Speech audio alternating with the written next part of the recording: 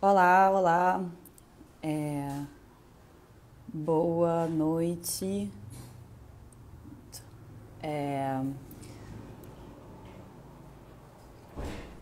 tem alguém aí? Tá chegando as pessoas. Tudo bem, ó, Carmela já chegou.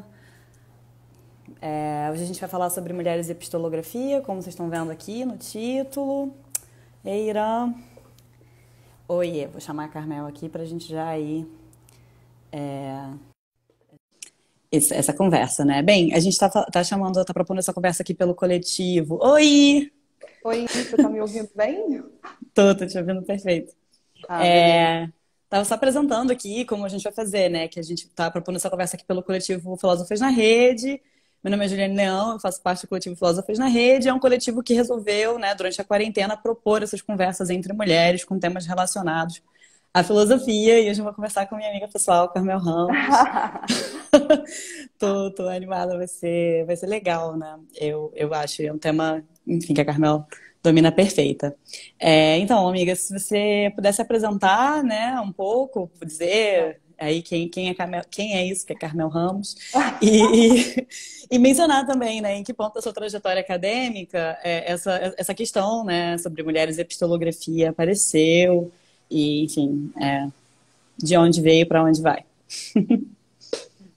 Bom, então eu queria primeiro agradecer o convite do coletivo Filósofos na Rede, né?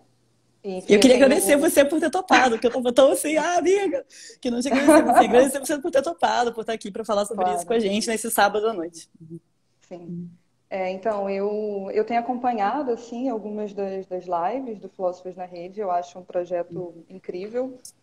E, bom, estou feliz de poder participar aqui conversando com a minha amiga, Juliane.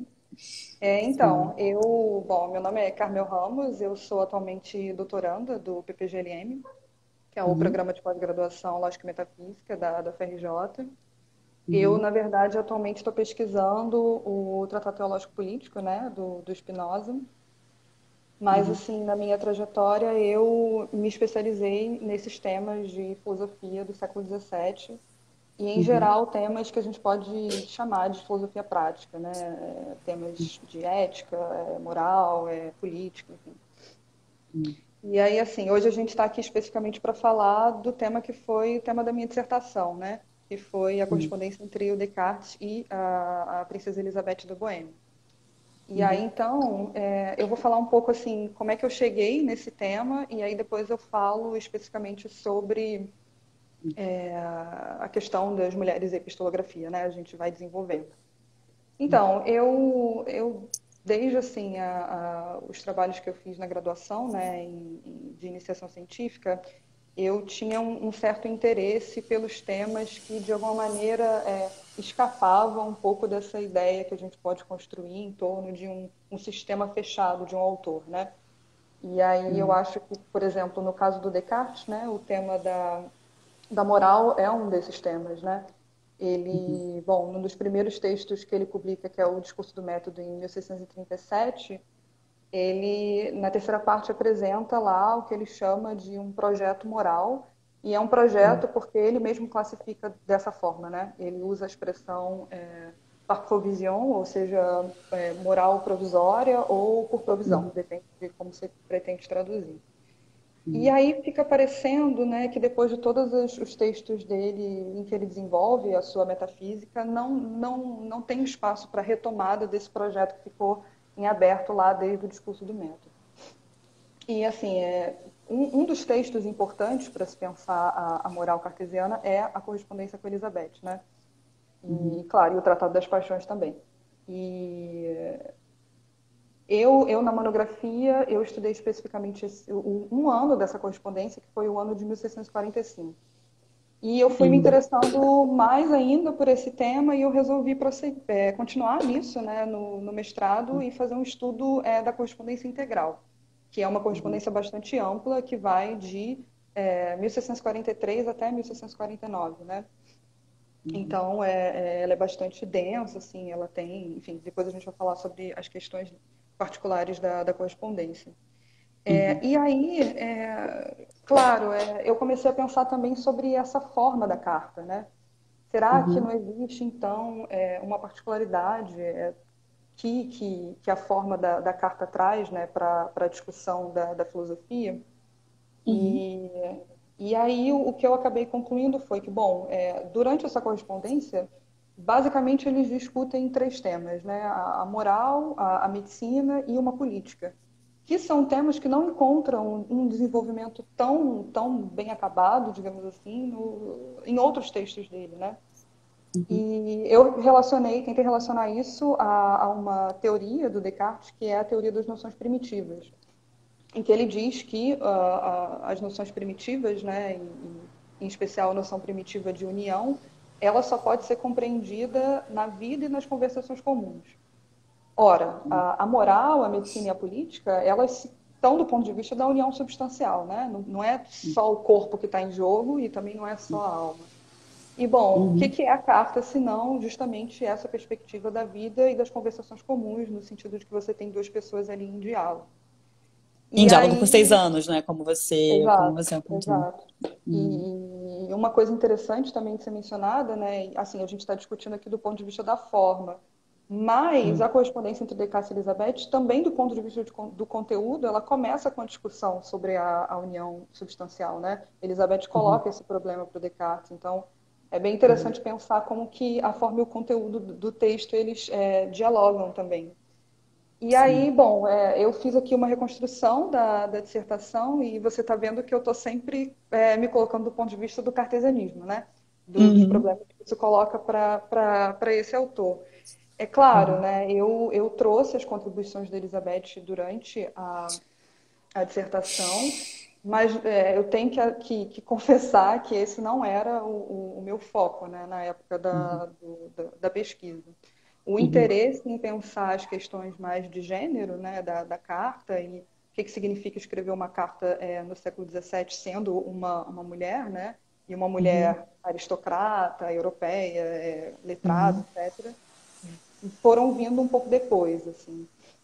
Uhum. Entendi. Então, E, inclusive, era isso que seria o ponto que eu ia trazer na próxima pergunta, né? Porque uma crítica que a gente pode pensar e caracterizar como decolonial, descolonial, e que surge a partir de certos problemas apontados, né, principalmente pelas feministas negras, pelas mulheres negras, vai dizer que mulheres é uma coisa que não existe, enfim, exato. e que é um universal que funciona como um dispositivo de apagamento mesmo, né? E aí eu Claro. ia te pedir exatamente para você falar mais sobre essas mulheres que entraram na sua pesquisa, de que mulheres você está falando. E eu acho que o título já deixa um pouco um recorte mais ou menos claro quando você escolhe a palavra epistolografia, né? Mas Uhum. se você pudesse falar um pouco sobre essas mulheres e falar um pouco dessa localização histórico-geográfica do recorte que você tem Claro. feito na sua pesquisa depois do mestrado, como você Uhum. apontou, né? Que seus interesses estão indo nessa direção mais para agora. A gente tem que sempre lembrar que a gente precisa localizar, né, essas mulheres. A gente Uhum. está falando Uhum. de um certo período histórico da Uhum. filosofia desenvolvida na Europa e de Uhum. mulheres que tinham acesso à educação. É claro que elas não eram Uhum. mulheres que podiam frequentar a universidade, mas Uhum. elas eram educadas na base de tutoria, né, enfim. E até a ocasião da carta era um pouco isso, né?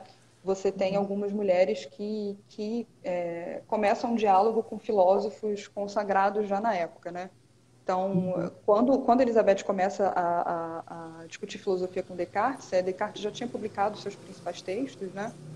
E você tem um outro exemplo também, que é o Leibniz, né? Que começou uma correspondência com outra mulher, que é a Macham, né?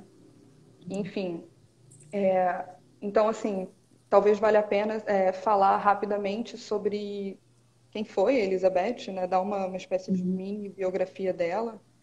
Uhum. Bom, ela nasceu em Heidelberg, né? Ela nasceu em 1618 Uhum. e, como eu falei, ela teve acesso a uma educação até assim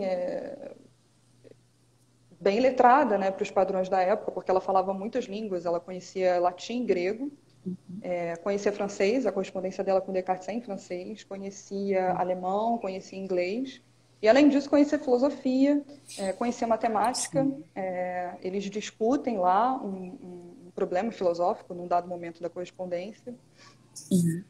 Conhecia política, inclusive ela tem uma certa ação política, né, como Bom, ela está ali como membro da corte, né? Ela tem ela se beneficia dessa hierarquia social. Então, Uhum. ela conhecia Maquiavel, por exemplo. Ela sugere ao Descartes que eles discutam, né, o príncipe do Maquiavel na correspondência. Ela conhecia Sêneca também. É uma referência que aparece na carta. E assim, ela durante a correspondência com Descartes, né, ela está vivendo um período muito conturbado da vida dela por uma série de instabilidades políticas da família. O pai morreu muito jovem, tem muitas guerras acontecendo, enfim. Nem cabe reproduzir aqui todo o imbróglio Qual é o que é. ano? Porque é próximo da Guerra dos 30 Anos, né? Que termina em Exato, exato. 1648, então é próximo do. É entre 43 e 49, né? Eles se Sim. correspondem até a morte de Descartes. Eles param de se corresponder porque Descartes morre, né?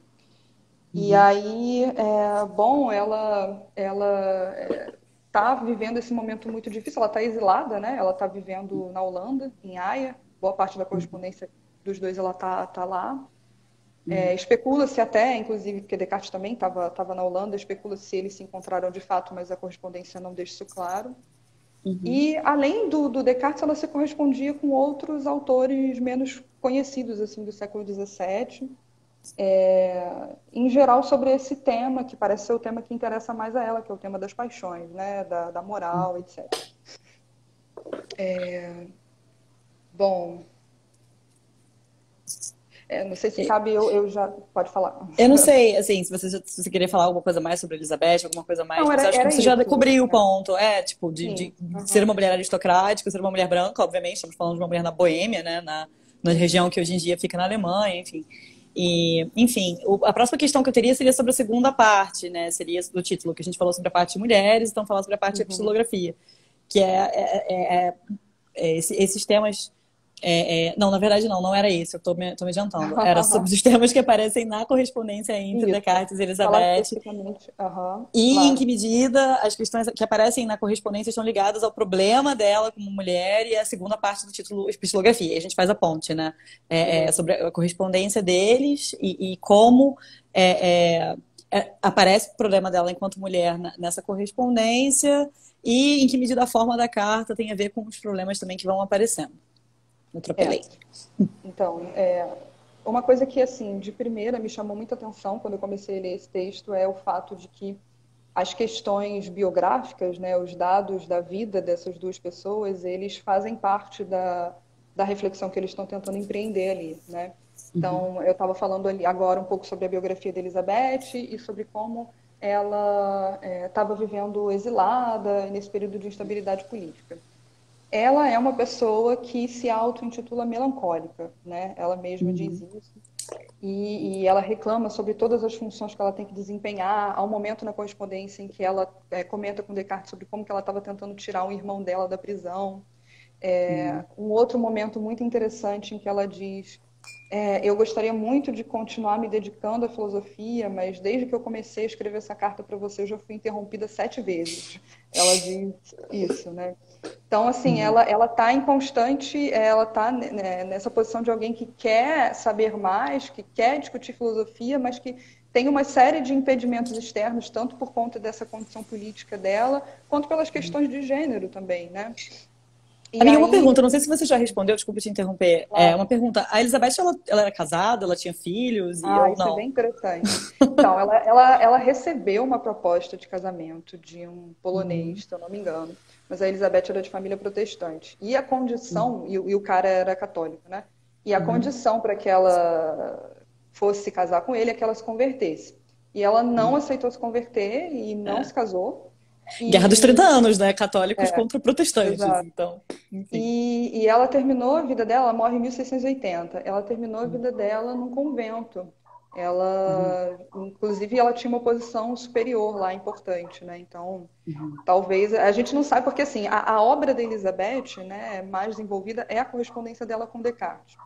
Então, a Uhum. gente tem pouca informação também sobre a vida dela, mas talvez ela tenha conseguido finalmente se dedicar à filosofia lá, né? Enfim. sem ser Com interrompido 7 espaço, vezes. com tempo, com o teto todo Exato. dela, Um que é uma teto questão que todo tem seu. aparecido aqui nas lives, É, né? Que a gente vai conversar um pouquinho na live sobre Glória lançar o duplo, problematização sobre esse texto, mas enfim.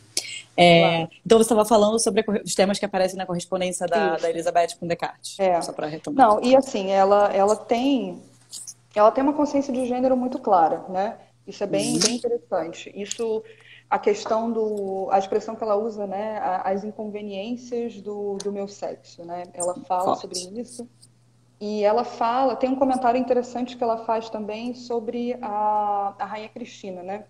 A Rainha Cristina é uma outra mulher filósofa importante do século XVII que também se correspondeu com Descartes. Inclusive, Descartes morre quando ele vai para a Suécia, ficar hospedado lá na casa dela.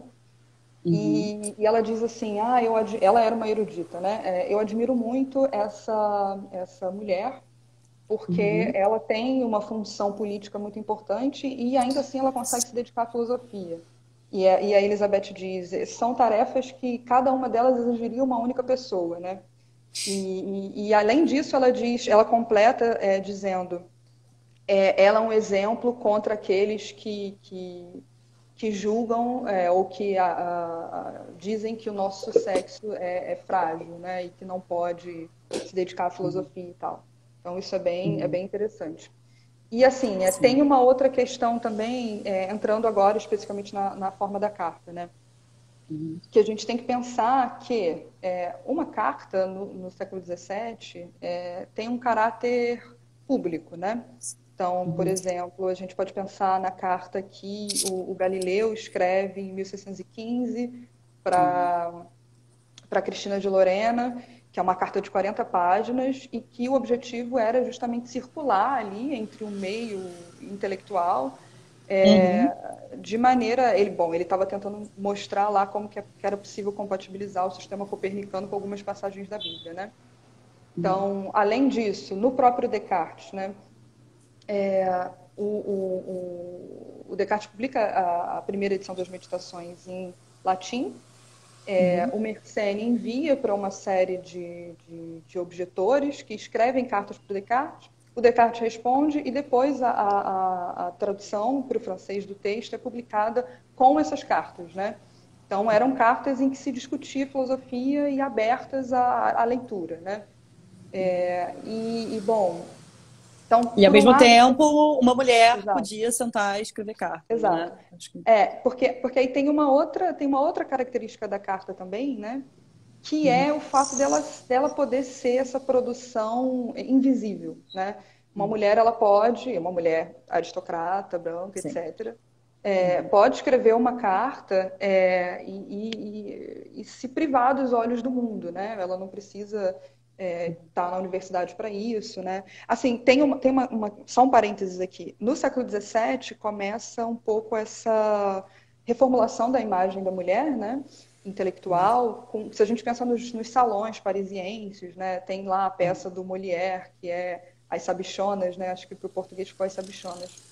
Que tem Maravilhoso. essas mulheres discutindo filosofia Essas e pintando. sabichonas. Exato. E discutindo filosofia e ele satirizando isso, né? E a Elizabeth, ela certamente ela não assumia essa posição, né? Ela ficava ali naquele contexto muito privado da correspondência. Além disso, a correspondência, além de ter esse caráter ao mesmo tempo público, que vem da forma da carta no século XVII, mas também privado, já que você pode, dentro da sua casa, escrever uma carta. E, além disso, a carta permite que você trate de assuntos que são cotidianos, que são da prática, né? Ou seja, assuntos, entre aspas, não filosóficos. E, de alguma maneira, isso autorizava que aquelas mulheres ali pudessem participar desse debate, né? Então, eu acho que dessa perspectiva do gênero, né, eu acho que tem essas duas coisas. Tem uma outra questão interessante, que é sobre a modéstia, né? Então, se a gente tem um livro interessante sobre isso, que ele fala justamente sobre a identidade cultural da mulher do século XVII, né? E aí, bom, são textos de homens escrevendo, né, o que seria a mulher ideal do século XVII. Sim. É bem horrível, assim. Se você for ler, é bem um exercício de paciência, mas uma das qualidades, né, da A, mulher a, do século... Claro, a fala. rede de filósofos, Filósofos.Brasil está perguntando. Eita, peraí que sumiu aqui. Como as cartas de Elizabeth foram publicadas pela primeira vez e como a correspondência de Descartes foi publicada pela primeira vez. É interessante pensar também como É, essas questões se incluem no mercado editorial, enfim, e na isso é muito publicação. legal. É. Uhum. Sim, então, o que que acontece? Descartes morre lá em 1650 e ele falava da Elizabeth para a Rainha Cristina, né? Eu Ele, estava perguntando inclusive... se tem publicado agora, mas você está falando da publicação na Ah, época, pela primeira vez. Não, tem. então acho que a pergunta foi na É. época, eu que entendi errado, desculpa. Ah, beleza. Tá, eu falo então assim, na época, depois, se você quiser, eu falo Uhum, das edições atuais. Mas então, uhum, aí ele morre, né? E ele dedicou os princípios da filosofia a Elizabeth, tem uma carta dedicatória a Elizabeth e tal. Então ela era conhecida assim, não pelos textos dela, mas pelo que Descartes falava dela, para a Rainha Cristina, por exemplo. E aí ele uhum, morre e antes disso, tem um momento em que a Rainha Cristina começa a se corresponder com ele e ela quer uhum, saber sobre a questão do soberano bem, né? Uma questão moral também. E o que o Descartes faz? Sem pedir autorização da Elizabeth, ele pega as cartas que ele trocou com a Elizabeth, as dele e as dela, e envia uhum, para a Rainha Cristina, do tipo, olha, tá aqui uma discussão sobre o soberano bem. uhum, E quando Descartes morre, o Chanu, que é uma espécie de intermediário, né, entre a Rainha Cristina e as outras pessoas, ele manda uma mensagem, uma carta para Elizabeth perguntando: olha, será que eu poderia publicar essas cartas? O Descartes sempre falava muito bem de você e tal. E ela diz: não, não pode publicar. E aí, as cartas da Elizabeth, as cartas do Descartes para a Elizabeth foram publicadas já desde da obra póstuma dele, né? Lá organizada pelo Cléserier. Mas as cartas da Elizabeth só foram publicadas de fato no século XIX. Veja uhum, você, por um cara chamado Fouché de Carrey.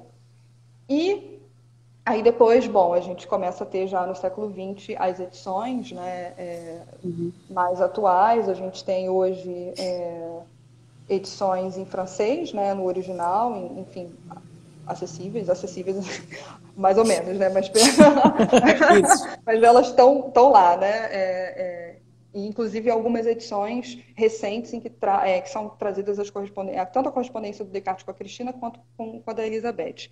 E tem tradução para o inglês também, feita pela Lisa Shapiro, mas a gente não tem uma tradução para o português completa. A gente Ainda. tem, a gente tem nos pensadores algumas cartas só do Descartes, né? As cartas sobre a união substancial e as cartas de 1645 sobre a moral, mas a gente não tem as da Elizabeth em português. Então, Sim, um projeto aí para ser feito. sim, tem que fazer. Bom, você queria retomar algum tema algum tema que aparece na correspondência? Você já quer? A gente Deixa eu faria ver. ponte, então, como a gente tinha conversado, né? Com o problema da epistolografia, com o problema da carta enquanto texto filosófico. Você quer acrescentar alguma coisa nesse ponto anterior, especificamente sobre a correspondência entre o Descartes e a Elizabeth? É, Gente, eu mandem tô. perguntas. É, Volte a falar sobre a virtude das mulheres do século XVII. Que beleza. acho que Isso é era um isso que a gente estava ponto. falando. A Obrigada. gente estava falando, exato, da modéstia, né? E aí tem lá, a modéstia é uma virtude da mulher do século XVII, e aí eu lendo isso eu comecei a pensar, né, sobre um pouco o tom que acontece a correspondência ali entre os dois. A Elizabeth tem muito isso da auto-humilhação, né? Então, tem uma expressão que ela usa logo na primeira carta que ela manda para o Descartes, que ela diz assim: desculpa se você está conversando com uma pessoa tão ignorante e indócil quanto eu.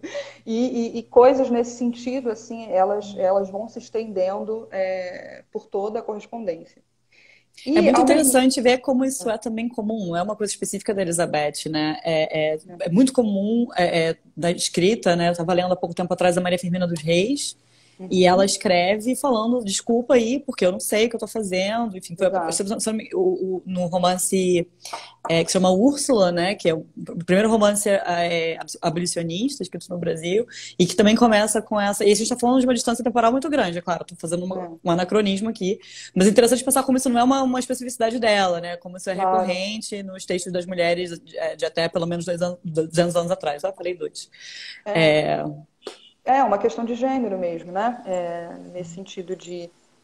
Eu acho que tem duas coisas que se perpetuam, né? A coisa da invisibilidade, né? Como que as mulheres, elas, acho que até hoje experimentam um pouco isso, né? A coisa do problema de se projetar publicamente, né? E ficar ali um pouco nas sombras mesmo, inclusive, sobretudo nos temas de filosofia, né? sim. E isso que você falou agora, né, da auto-humilhação e tal. E, e aí, ao mesmo tempo que ela tem essa perspectiva da auto-humilhação e da modéstia, ela não deixa de colocar as objeções que ela acha que devem ser colocadas, né? Então, Uhum. tem todo um jogo de sutilezas ali acontecendo, né? Bom, ao mesmo tempo ela se auto-humilha, mas ao mesmo tempo, em alguns momentos, ela é bastante incisiva nas colocações dela, né? Inclusive, Uhum. voltando à questão biográfica dela, né? Em que ela estava lá, melancólica, e passando por uma série de situações, e ela começa a dividir isso com Descartes, Uhum. e ele começa a se comportar como se fosse um médico dela, né? E Sim. tem uma coisa terapêutica acontecendo ali na correspondência, né? Ele prescreve uma série de... Por isso que tem uma medicina, né? Ele No prescreve... seu, no seu texto, você até associa isso com o pseudo-Hipócrates e o Demócrito, né? Exato, Da filosofia como uma prática de cura da melancolia, né? exato, exato. Uhum. Assim, é interessante porque ele elenca uma série de remédios, né? Remédios anímicos e remédios físicos. E, em geral, Uhum. Elizabeth diz: olha, não está funcionando para mim, mas o que funciona mais é o próprio ato de escrever cartas e de refletir filosoficamente, digamos assim. Né? E, então, tem a dimensão terapêutica da escrita da carta, né? Então, acho Uhum. que isso é interessante. Talvez assim, uma última, não sei, a gente ainda tem tempo, né? Tem Mas meia hora. beleza, uma questão que eu queria falar sobre a carta, Uhum. um pouco assim sobre o destino da carta, né? Porque Uhum. a gente está falando lá do século XVII Uhum. e, de uma certa perspectiva da carta em que permite o desenvolvimento de determinados temas, que são os temas morais, e permite também Uhum. as vozes femininas, né? E Uhum. aí, se a gente pensa, por exemplo, em como que a, a forma da carta ela foi se desenvolvendo, se a gente pensa que há uma continuidade, né, entre esse debate filosófico da carta Uhum. por exemplo, a forma do romance epistolar no século XVIII, né? Então, Uhum. a gente tem, por exemplo, o Rousseau, que escreve esse romance epistolar, a Nova Heloísa, Uhum. e o Laclos também, As Ligações Perigosas. Uhum. E tem um texto bastante interessante do Diderot, que é sobre o Uhum. Samuel Richardson, né, que escreveu romances epistolares, em que ele defende que o romance é justamente esse lugar em que as paixões e a personalidade de um indivíduo ela pode aparecer de tal Uhum. forma que o leitor possa vir a imitar isso e ter um comportamento virtuoso por consequência. Ele não Uhum. faz a conexão entre romance e romance epistolar, porque o Samuel Richardson ele escreveu romances epistolares, né? Mas Uhum. isso me chamou atenção também, porque parece que é uma constante, né, na forma da carta, o fato dela, eu não diria exigir, mas pelo menos permitir que os indivíduos se coloquem do ponto de vista mais existencial e moral Uhum. nesse sentido, né? E isso diz Sim. também um pouco sobre a continuidade entre filosofia e literatura também, então Sim, talvez isso e tem a questão também na carta que é a questão do endereçamento, né? Tipo, a carta é, ela tem sempre um. Enfim. Eu queria que a gente continuasse nesse tema da epistolografia, mas eu queria te perguntar que tipo de deslocamento, do ponto de vista metodológico, é necessário fazer para você Né? tratar esses textos, né? Enfim, tem toda essa discussão, são públicos ou privados, mas esses textos enquanto textos filosóficos, né? Uhum. E qual é, mas na direção de perguntar qual é o lugar que esse tipo de texto teve e tem dentro da história da filosofia também, né? Se você Uhum. pudesse falar, gente, perguntem também. Se vocês quiserem fazer perguntas, coloquem aqui o que eu vou tentando ver e tentando ir costurando na É. nossa conversa as questões que aparecem aí, né? Enfim, Eu, então, de novo, só para claro. apontar, né? Qual é, que tipo de deslocamento você vê quanto necessário fazer, o que foi necessário para a sua pesquisa, para você fazer por tratar da carta enquanto um texto filosófico, né? É. Então, eu acho que assim, a primeira coisa seria de que eu encarei essa correspondência, né? A gente está falando lá de 59 cartas, mais ou menos, 58, 59 cartas. E Uhum, eu assumi essa perspectiva de que isso é um texto, né? Isso é um texto com uma coerência própria, e reformulando, não diria que esse texto tem uma coerência em si, mas que pode ser organizado dessa uhum, forma e pensado dessa forma, né? uhum, E em especial porque eu tenho um pouco uma postura metodológica de acreditar que a constituição de um texto ela se dá por razões muito mais editoriais, sim. políticas, enfim, questões que são a posteriori do que propriamente algo que é anterior à constituição do texto de fato, né? Como se houvesse lá uma Uhum. figura de um autor que dá uma regularidade a esse texto. Então, Sim. O texto é então eu, sempre um recorte, na verdade, né? O exato. texto é sempre um recorte. A própria correspondência a gente pensa nas muitas edições que foram publicadas ao longo do século XX, né? Uhum. Tem edições que faltam algumas das cartas, tem outras edições em que são acrescentadas as cartas da Rainha Cristina. Então, assim, cada um desses volumes, ele pode ser pensado como um texto, né? Nesse sentido. Uhum. E aí, bom, isso do ponto de vista metodologicamente assim, da carta. Isso era uma coisa que eu já até tentei fazer na dissertação. Uhum. Agora, a questão espinhosa, né, que é a seguinte, bom, para mim, então, cartas são textos filosóficos, porque eu não sei exatamente o que constitui um texto filosófico e o que não constitui um texto filosófico, né? Então, acho que essa distinção seria, assim, uma primeira questão seria questionar um pouco essa distinção muito rígida entre texto de filosofia, Uhum. texto de literatura, enfim. A outra Uhum. questão é pensando, retornando para a questão da Elizabeth, né? Bom, ela está se colocando nessa correspondência do ponto de vista de uma objetora, né? De alguém que está Uhum. colocando questões para o Descartes.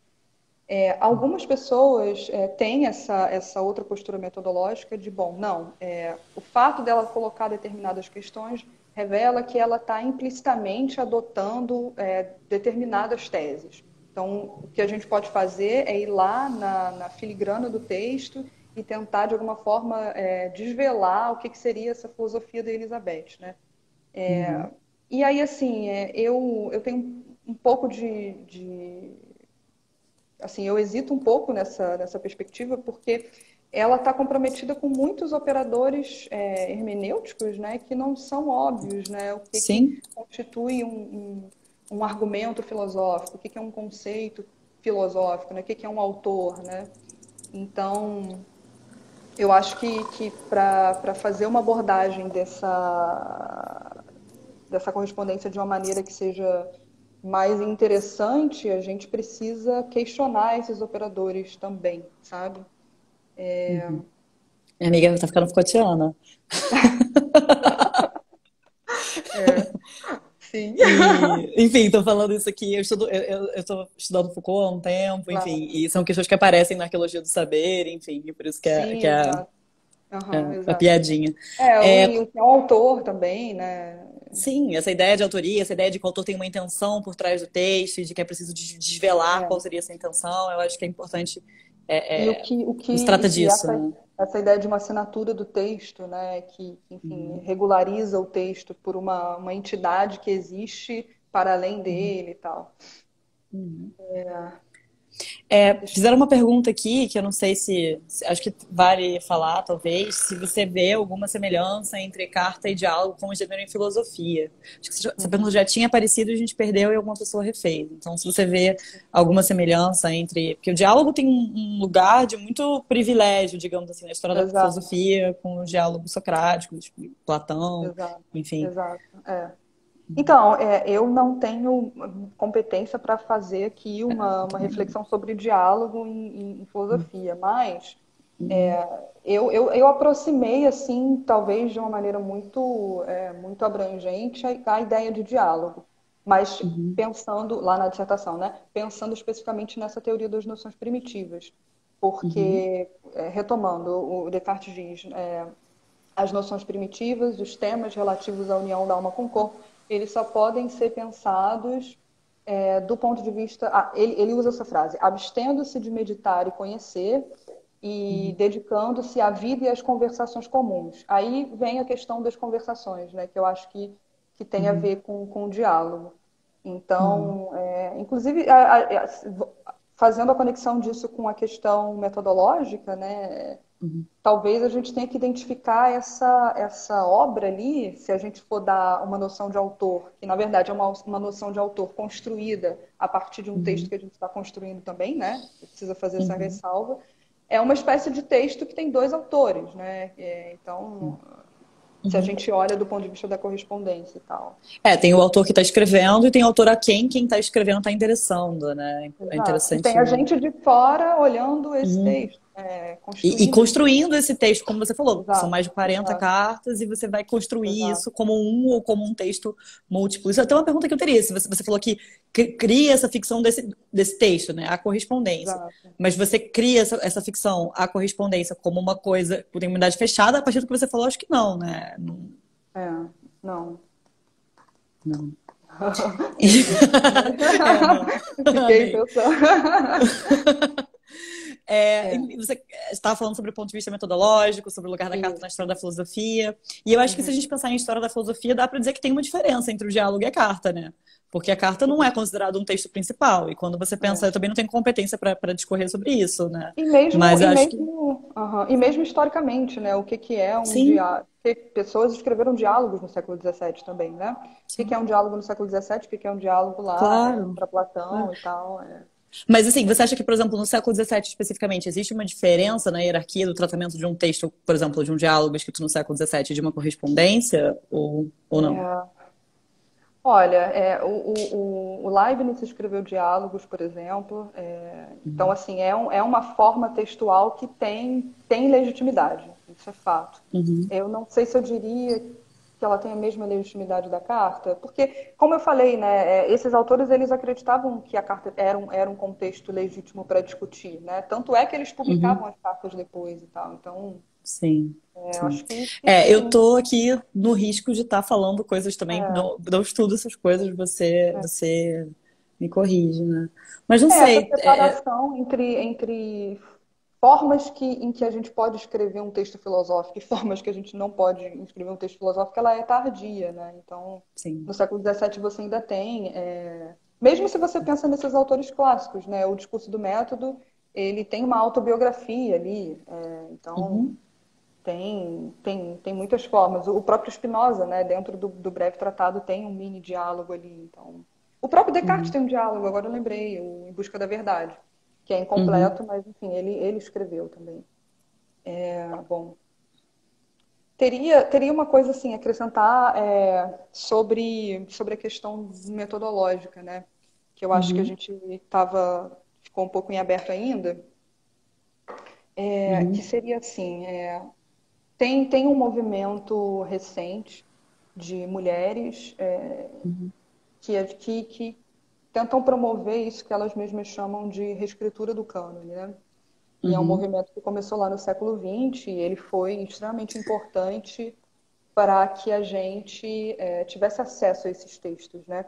Elas uhum, compilaram esses textos dessas mulheres e, além uhum. disso, elas traduziram esses textos e que muitas vezes não tinham edições acessíveis. Então, foi preciso um trabalho inicial de tornar esses textos disponíveis, né? Para a Sim. gente começar a discutir, de fato, quais são o que está acontecendo ali naqueles textos. Uhum. E aí, além disso, né, um outro movimento muito importante dessas mulheres foi o de inserir esses textos dessas mulheres nas bibliografias dos cursos de filosofia, né? Sim, e aí eu teria uma pergunta para você, que é Aham. assim, a gente sempre fala, né, aqui no Filosofas na Rede, enfim, eu sou Uhum. feminista, né, no Filosofas na Rede temos feministas, temos mulheristas, temos, né, Sim. mulheres que se colocam em com diferentes nomenclaturas, mas estamos todas no mesmo barco, pelo menos até certo ponto, e o barco é o barco de querer mais mulheres, de mais mulheres na filosofia, né? De querer mais mulheres nas ementas dos nossos cursos e nas nossas bibliografias e mais mulheres, mais pessoas que não são brancas, e aí isso a gente vai Uhum. desdobrando, né? E aí acho que a gente tem duas opções. A primeira delas seria alargar e incluir essas pessoas no cânone. E outro Sim. procedimento, que é um pouco mais anarquista do ponto de vista epistemológico, né, seria propor uma destruição do cânone, uma destruição da noção de autoria, e enfim. E a minha Uhum. pergunta primeiro, se você concorda com essa divisão que eu estou falando entre essas duas posições em relação ao cânone, e a segunda seria em que posição você se colocaria, né? Uhum. E aí eu acho que você já apontou algumas coisas no sentido da distinção entre filosofia, não sabe o que é um texto filosófico, a Karina comentou, ninguém sabe, mas eu acho que você já apontou mais ou menos qual vai ser a sua resposta, e aí eu queria Aham. te perguntar o que sobra também. É, sim. Então, eu concordo com a maneira como você construiu essa questão, e se eu tivesse que me inscrever numa dessas perspectivas, seria a segunda, né? Acho que ficou perceptível, mas eu Uhum. queria só assim, acrescentar uma coisa sobre essa ideia de reescritura do cânone, né? Uhum. Porque assim, a gente tem um comentador muito importante de filosofia do século XVII, que é o Martial Guerroux, né? Inclusive, Uhum. ele escreveu obras monumentais sobre Descartes, Spinoza, enfim. E, além disso, ele Uhum. tem uma reflexão sobre metodologia em filosofia, artigos, ele tem até um livro póstumo sobre isso. E a Uhum. gente lê o texto do Guerroux, né? Inclusive, o Guerroux ele foi muito influente aqui no Brasil, né? Sobretudo numa certa maneira de se fazer filosofia. Ele tem essa Uhum. ideia de que a história da filosofia ela deve se estruturar como um comentário que reconstrua a arquitetônica do sistema de um autor e que, Uhum. na verdade, consiga preencher essas brechas, né? Lá onde o autor ele não conseguiu ser claro, o comentador ele vem e preenche isso, e explica melhor do que o autor foi capaz de explicar, e ainda Uhum. assim ele está falando sobre a verdade do texto, né? Uhum. E lendo o texto do Guerrero, a gente percebe que ele está comprometido com muitos operadores, né? Ele está comprometido com uma ideia de texto de filosofia, que é a ideia de um tratado, né, formal. Carta, eu acho que não poderia, né? Uhum. E com uma certa noção de autor, com uma certa noção de argumento e com uma certa noção de cânone também. Né? Você tem lá os autores que são os clássicos e que Uhum. colocam questões que são as questões perenes da filosofia e Uhum. que não têm vicissitudes históricas, né? São as mesmas questões lá que a gente coloca desde Platão até hoje, essas mesmas pessoas estão respondendo. E aí, eu me pergunto se a ideia de cânone, ela não foi construída, assim como todas essas ideias que o Guerrero está levantando, a partir de textos que são os textos dos homens, né? Então, assim, Uhum. será que esses operadores, eles fazem sentido metodologicamente para a gente tratar desses outros textos? Talvez, Uhum. no caso de outras mulheres que escreveram tratados, né, você tem isso, mulheres no século XVII que escreveram tratados, mas no caso da Elizabeth, não. Ela escreveu cartas e escreveu, assim, dentro dessa perspectiva mais clássica, como alguém que não está apresentando teses próprias, né? Então, Uhum. eu acredito que a ideia de cânone, ela é necessariamente excludente nesse sentido. Sim. Talvez ela consiga incluir um pouco assim mal esses textos dessas mulheres, mas bom, ela vai deixar de lado textos de outros tipos, né, de pessoas, de mulheres negras, por exemplo, Sim. enfim. Então, assim, eu tenho um pouco essa postura, você falou, né? Anarquista, Epistemológica. epistemologicamente, de um Amiga, pouco tem tentar pensar para além disso. Aham. Amiga, tem duas questões que apareceram. Uma foi É. Fabiano que mandou, depois falou que é do Ulisses. Se você Ah, vou conhece assistir. algum se você conhece algum mecanismo de silenciamento epistêmico por parte de Descartes na correspondência. Acho que é uma pergunta interessante. É. Olha, tem uma questão assim interessante que eu estava até relendo no artigo hoje, que tem umas questões ali particulares da carta que, em algum sentido, eu acho que coloca eles um pouco num patamar de igualdade. Não sei se igualdade talvez seja muito pesado, mas pelo menos paridade, assim. Que é o Uhum, fato de que, bom, Descartes é um filósofo consagrado, já estabelecido, um homem, né? É, uhum, mas Elizabeth é mulher, mas ela é uma princesa, né? Então ela é alguém que hierarquicamente, socialmente, está numa posição superior à do Descartes. Então, nesse uhum, sentido, as coisas tomam um certo tom ali que, de alguma maneira, coloca eles dois ali, enfim, que faz com que seja possível que eles dialoguem, né? uhum. Então, eu diria isso, assim. Você, você diria então que não tem, você não conhece um mecanismo de silenciamento epistêmico por parte de Eu não estou Descartes. lembrando de nada em específico, mas assim, pelo menos do ponto de vista do tom, tem essa particularidade que acaba colocando eles dois num certo Né? nível de igualdade, eu acho, sabe? Pelo menos em alguma medida, né? É. Eu acho que seria lembrar, primeiro lembrar, a gente tem 13 minutos até o final. Ah, Então a é? gente já ir passa Caramba. rápido. Foi A gente rápido. já ir se encaminhando. E teve uma outra pergunta que eu acho que você já apontou, talvez, na sua fala também. Mas aí, se você quiser pontuar alguma coisa, se você. Ih, eu anotei, mas sumiu. Mas era, deixa eu ver se eu acho aqui. Era uma pergunta falando sobre Sêneca, né? Se você vê algum tipo de. Se tem alguma semelhança entre. Aqui. As cartas dos estoicos se comparam às cartas do século XVII. Na verdade, eu que li Sêneca, era estoicos, mas o Sêneca é Uhum. estoico, né? Eu acho que você apontou uma resposta possível, né? Falando dessa prática da carta, a gente tem Acho que sim. Uhum. esse diálogo, né? O Foucault trabalha um pouco sobre isso, né? Sobre, enfim, essas práticas de si, né? A carta, a escritura de cartas e esses, não sei se conselho é uma boa palavra, mas assim, essa troca enquanto uma prática de si para de Terapêutica, alguma né? forma terapêutica, usando É, essa palavra, né? Sim. é, Acho que dá sim. para fazer essa aproximação. Não sei se você queria falar alguma coisa sobre isso, se não, e se não a Uhum. gente passa para nossa pedir para o nosso encerramento. Se tem algum ponto que você gostaria de trazer que você não trouxe ainda.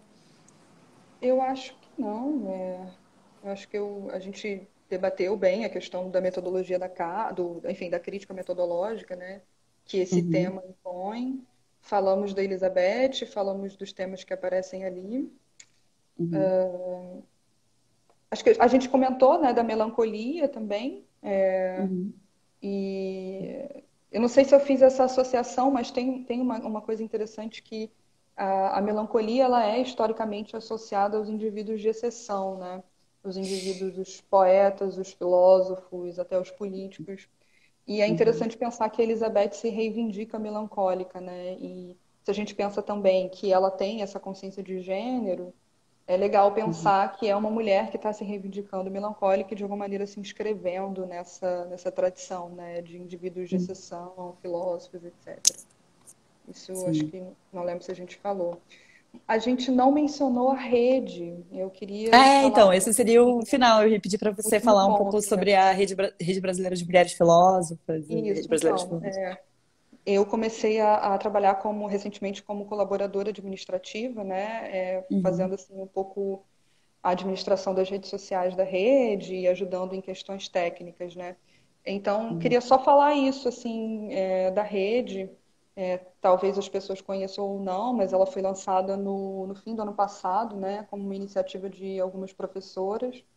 Mas é um uhum, coletivo e que funciona basicamente através de projetos, né? O projeto uhum, precisa de uma coordenadora, que uhum, seja ou bem professora da rede de ensino básico ou uhum. universitária, né? Ou pós-doutoranda também. E, enfim, a rede tem feito um trabalho de unir tanto as mulheres quanto pesquisas em torno de temas relacionados a feminismo e tal. E também agora está aberta a chamada para o Incurso, né? Não sei se as pessoas estão sabendo, tem um formuláriozinho lá em filósofas.org, que é para as mulheres escreverem, enviarem resumos de suas pesquisas de mestrado e doutorado para que a rede publique e divulgue, né? Então a gente estava Uhum. falando aí sobre o contexto doméstico e fechado, invisível das cartas, né? Então essa aí é para para dar Fica a uma dica. divulgada. Fica a dica, entrem na rede. E Hum. tem no Instagram também, filósofos.brasil. Tá Tá comentando aí aberta lá. coraçõezinhos aqui. Isso. Tem cursos, gente, vários cursos, né? A rede deu cursos recentemente, curso de introdução ao feminismo, e está ajudando a divulgar o curso As Pensadoras que está acontecendo agora também. A gente vai ter uma live com a professora Rita Machado, que está organizando o curso das pensadoras na semana que vem Isso, aham. Uhum. também. E legal, a gente está Legal. inventando esses espaços, né? A rede funciona também, você estava falando que a rede funciona por projeto, e aí tem fórum, né? Isso, tem fórum, tem as notícias também, né? A rede publica essas notícias sobre temas correlatos a mulheres e filosofia, né? Sim. Então, acho que é isso. Acho que é isso mesmo, tô aqui Falamos toda. tudo. Acho que é isso. Amiga, foi muito bom te ouvir, foi muito bom conhecer um pouco mais da sua pesquisa, te ler também, né? Porque eu acho que eu nunca tinha te lido, então foi uma oportunidade também para você me mandar seus trabalhos e eu conseguir ler. A gente vai disponibilizar no YouTube depois a live, vai ficar salvo, então se tiver algum link com alguma coisa que você quiser mandar para deixar lá na descrição. Eu nem te falei isso, tô falando agora. Tá salvo, É né? legal também deixar, enfim, como referência mesmo, né? E Uhum. alguém tem alguma questão? A gente tem uns 5 minutinhos ainda. Se alguém tiver alguma questão, dá pra gente responder. Senão, a gente. Ó, o Cida tá falando. Ida. Senão a gente ficou por aqui. Foi muito bom mesmo, assim, aprender. Eu não sou da filosofia moderna, é muito bom lembrar. E ouvir você, aprender com você. Maravilhosa, nunca errou. Irã adorou também, tá vendo?